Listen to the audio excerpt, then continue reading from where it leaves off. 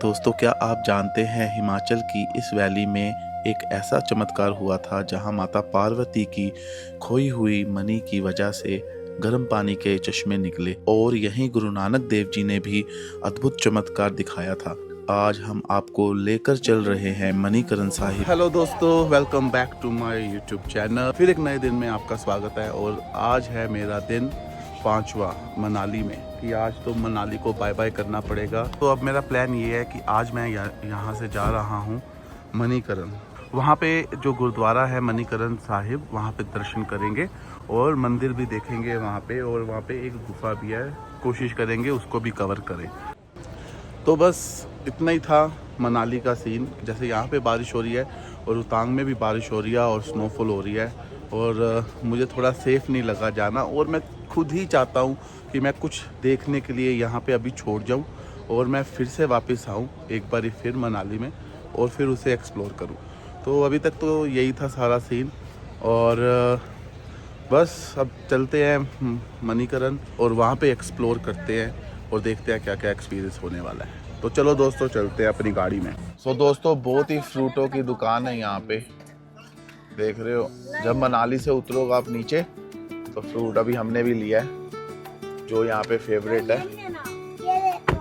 तो दोस्तों, मनाली से जब आप वापसी की तरफ आते हो ना, कुल्लू की तरफ, तो आपको रास्ते में ये हॉट एयर बैलून नजर आते हैं। लाइक आप जब आओ मनाली से निकल के तो आप ये भी यहाँ पे कर सकते हो। मनाली में तो आई थिंक बारिश के कारण हम जब सोलांग गए थे वहाँ पे हमें नजर नहीं आए, इनसाइड मनाली में भी नहीं नजर आए, लेकिन अभी हम ऑलमोस्ट मनाली से 30 किलोमीटर बाहर आए हैं। तो यहाँ पे ये हॉट एयर बलून और रास्ते में राफ्टिंग भी करवा रहे हैं, तो यहाँ पे भी आप कर सकते हो।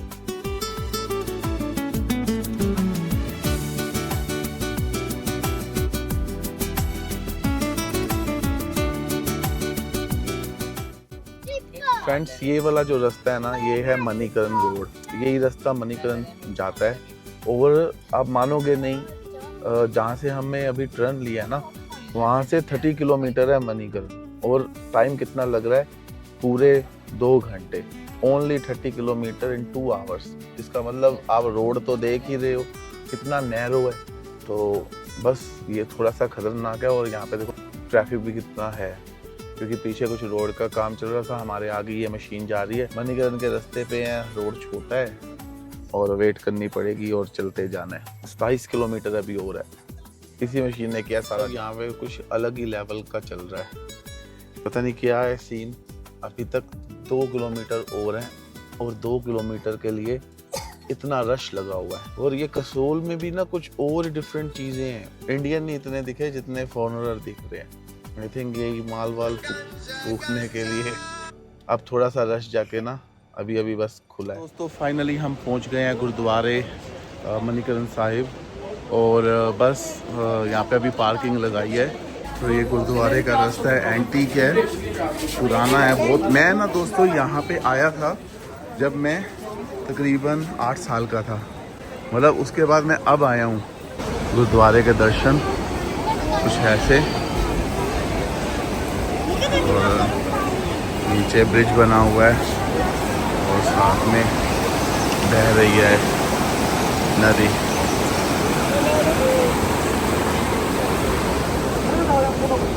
और इस तरफ ये है, बहुत ही खूबसूरत व्यू है। वो देखो, स्नान करने की भी जगह बनी हुई है। चलते हैं अभी आगे, दर्शन करेंगे तो देखते हैं क्या सीन रहने वाला है। मंदिर भी है साथ में। तो गाइस, ये यहाँ का रूम आप देख लो। कोई जो 18 बंदे 15 बंदे आते हैं वो इस वाले रूम में रहते हैं, और एक बाथरूम है वो पीछे, ये वाला बाथरूम है। तो बाकी यही है दोस्तों। अब हिस्ट्री एक्सप्लोर करते हैं। ये है मणिकरण साहिब, एक ऐसी जगह जिसे देखकर हर इंसान हैरान रह जाता है। लेकिन क्या आप जानते हैं, हजारों साल पुरानी कहानी और कई चमत्कार जुड़े हुए हैं।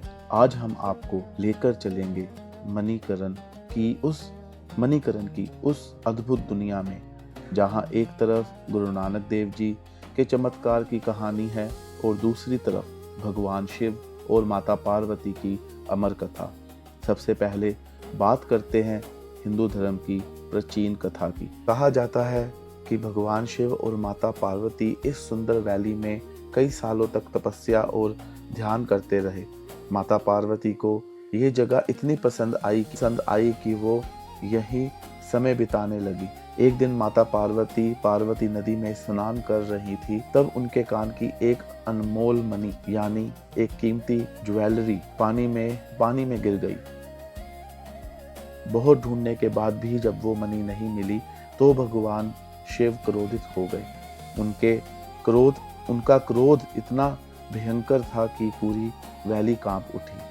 तब शेषनाग ने धरती के अंदर से एक जबरदस्त गर्म पानी का फुवारा निकाला और उसी के साथ माता पार्वती की खोई हुई मणि भी वापस मिल गई। माना जाता है कि इस घटना के बाद इस जगह का नाम मणिकरण पड़ गया। आप देख रहे हो आज भी यहाँ एक नेचुरल हॉट स्प्रिंग उसी चमत्कार की याद दिलाता है। अब चलते हैं सिख धर्म की एक पवित्र कहानी की तरफ। लगभग 500 साल पहले सिख धर्म के पहले गुरु नानक देव जी अपने साथी भाई मर्दाना जी के साथ मणिकरण आए थे।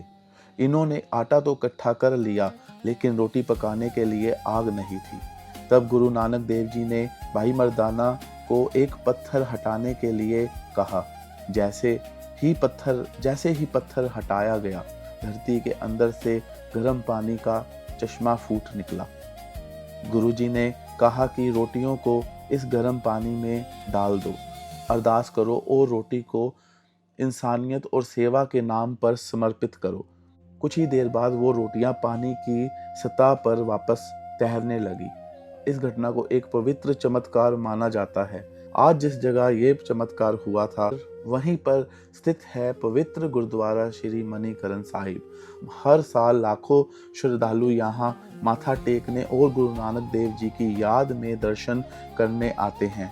यहाँ का लंगर भी दुनिया भर में मशहूर है, जहाँ बिना किसी भेदभाव के हर व्यक्ति को भोजन परोसा जाता है। बाहर पहाड़ों का शांत नज़ारा दिल को एक अलग ही सुकून देता है।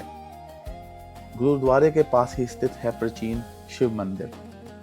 ये मंदिर भगवान शिव को समर्पित है और हिंदू भक्तों के लिए बहुत महत्वपूर्ण माना जाता है। मंदिर की घंटियों की आवाज, धूप की सुगंध और आसपास के पहाड़ इस जगह को और भी दिव्य बना देते हैं। और इन सब के बीच बह रही है शक्तिशाली पार्वती रिवर। इस नदी का तेज बहाव और इसके किनारे खड़े पहाड़ इस वैली की खूबसूरती को और भी बढ़ा देते हैं। जब आप मणिकरण में खड़े होते हैं तो ऐसा लगता है जैसा इतिहास, आस्था और प्रकृति जिंदा हो उठे हों। मणिकरण सिर्फ एक टूरिस्ट डेस्टिनेशन नहीं है दोस्तों, एक ऐसी जगह जहां हर कहानी में आस्था है, हर पहाड़ में शांति है और हर सांस में एक अलग ही रूहानियत महसूस होती है।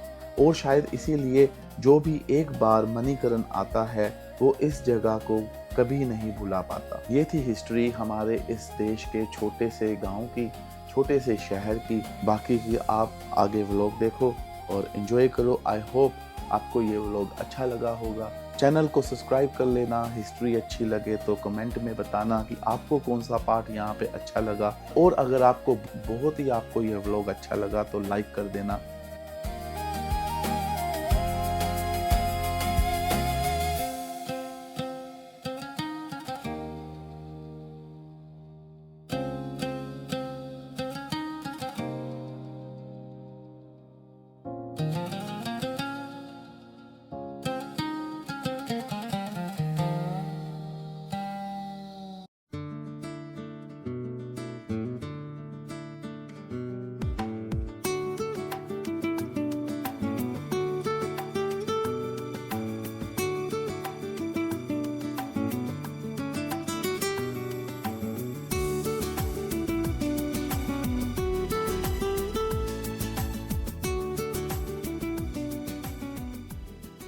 तो फाइनली दोस्तों फिर से 4 घंटे बाद पहाड़ों में सफ़र करके अभी लिया मैंने एक ब्रेक। आई थिंक मंडी में ही है ये रेस्टोरेंट, तो मैं यहाँ पे रुका हूँ और अभी हम कुछ खा के यहाँ से मैंने छोले भटूरे ऑर्डर किया है, वो खा के फिर हम जाएंगे अब आगे अपने सफ़र पे और अनंतपुर साहिब की तरफ। निक भी कुछ कहना चाहता है, क्या कहना चाहता है भाई, बोल दे।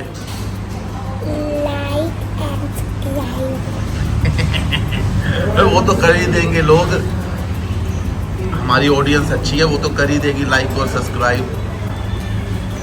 भाई लोगों इसके कहने पे ही कर दो, लाइक और सब्सक्राइब जरूर कर दो। सो दोस्तों अभी मैं पहुंच चुका हूं आनंदपुर साहिब और आप देख रहे हो, मैं आपको दिखाता हूं, और आप देख रहे हो इस टाइम ट्रैवलिंग निक, और मैं दिखाता हूं आपको बहुत ज़्यादा गर्मी है। देखा कितना वेदर का कितना टेम्परेचर का डिफरेंस है।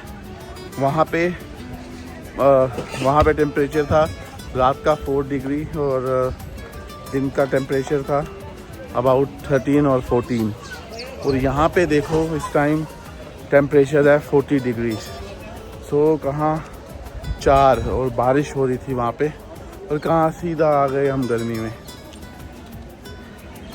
अब क्या करें भाई, घर तो घर होता है ना, होम स्वीट होम, जाना है जहाँ मर्जी पहुँच जाओ, आखिर में आपको घूम के घर ही जाना होता है। तो मैं आपको दिखाता हूँ गुरुद्वारा। तो ये है गुरुद्वारा साहिब की एंट्री, और अभी काम चल रहा है यहाँ पे। तो अब मेरा यही प्लान है, अभी मैं दर्शन करूँगा, क्योंकि देखो अंदर तो कैमरे से रिकॉर्डिंग करने नहीं देते, तो मैं बाहर से आपको दिखा देता हूँ। और उसके बाद मैं दिल्ली जा रहा हूँ वापस, अभी निकल जाऊँगा, यहाँ पे रास्ते करने का कोई चांस नहीं है, तो अब घर ही चलते हैं सीधा। तो दोस्तों यही है गुरुद्वारा साहिब, लंगर हॉल है वहाँ पे, और गुरुद्वारा साहिब।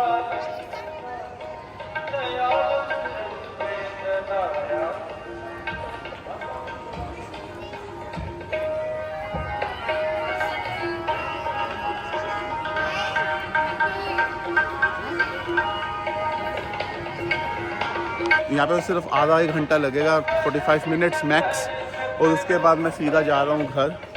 ठीक है, आपको रास्ते में दिखाऊंगा, कहीं पे रुकूंगा। तो अभी दर्शन कर लेता हूँ, फटाफट निकलते हैं यहाँ से। यार अभी ना गाड़ी चला के सुबह से 4 घंटे हो गए हैं ऑलरेडी, मैं ड्राइव कर रहा हूँ, और जब से अनंतपुर साहिब से निकले हैं, और इतना ट्रैफिक मिला है ना, सिटी में चले गए थे चंडीगढ़, तो बहुत ज़्यादा ट्रैफिक मिला है। तो अम्बाला के पास हूँ मैं, और मैंने अभी गाड़ी रोकी है, और अभी हूँ मैं सबवे में। तो सबवे में मैं हूँ, थोड़ा मैंने कहा कुछ खाने को ले लेते हैं, खाने के बाद फिर मैं जाऊँगा वापस।